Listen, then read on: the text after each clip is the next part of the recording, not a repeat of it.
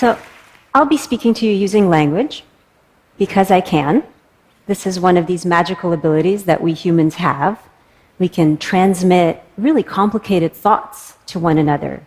So what I'm doing right now is I'm making sounds with my mouth as I'm exhaling. I'm making tones and hisses and puffs, and those are creating air vibrations in the air.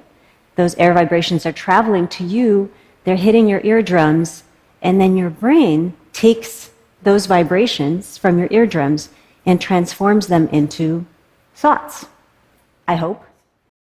Now here's a quote from the writing of a London merchant called John Locke, who sailed to West Africa in 1561 and kept a fascinating account of his voyage.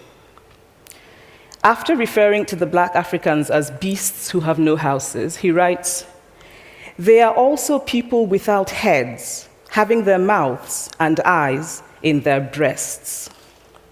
Now, I've laughed every time I've read this, and one must admire the imagination of John Locke.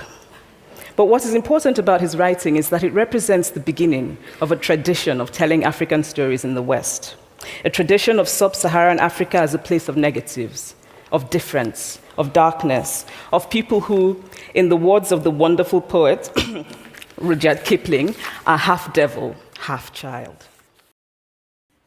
Now, of course, there isn't just one language in the world. There are about 7,000 languages spoken around the world. And all the languages differ from one another in all kinds of ways. So some languages have different sounds, they have different vocabularies, and they also have different structures, very importantly, different structures. I, too, would think that Africa was a place of beautiful landscapes, beautiful animals, and incomprehensible people fighting senseless wars, dying of poverty and AIDS, unable to speak for themselves, and waiting to be saved by a kind, white foreigner. I would see Africans in the same way that I, as a child, had seen Fide's family. This single story of Africa ultimately comes, I think, from Western literature. That begs the question, does the language we speak shape the way we think? Now, this is an ancient question. People have been speculating about this question for forever. Charlemagne, Holy Roman Emperor, said, to have a second language is to have a second soul. Strong statement that language crafts reality. But on the other hand, Shakespeare has Juliet say, "What's in a name? A rose by any other name would smell as sweet." Well, that suggests that maybe language doesn't craft reality. If you want to dispossess a people, the simplest way to do it is to tell their story and to start with secondly.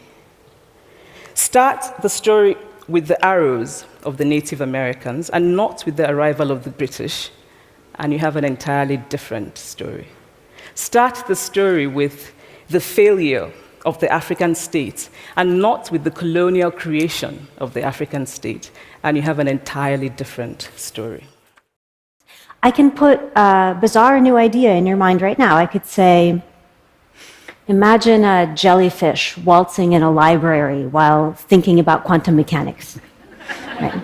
Now, if everything has gone relatively well in your life so far, you probably haven't had that thought before. But now I've just made you think it through language. I recently spoke at a university where a student told me that it was such a shame that Nigerian men were physical abusers like the father character in my novel. I told him that I had just read a novel called American Psycho, and that it was such a shame that young Americans were serial murderers. Now,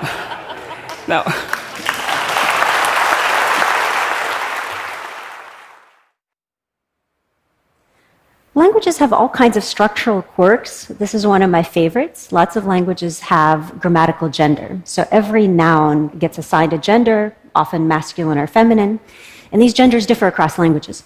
So for example, the sun is feminine in German, but masculine in Spanish, and the moon the reverse.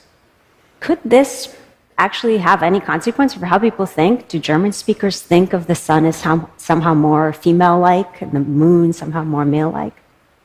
Actually, it turns out that's the case. So if you ask German and Spanish speakers to, say, describe a bridge, like the one here, bridge happens to be grammatically feminine in German, grammatically masculine in Spanish.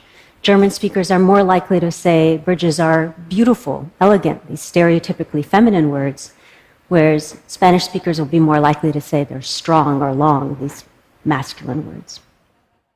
I would like to end with this thought, that when we reject the single story, when we realize that there is never a single story about any place, we regain a kind of paradise.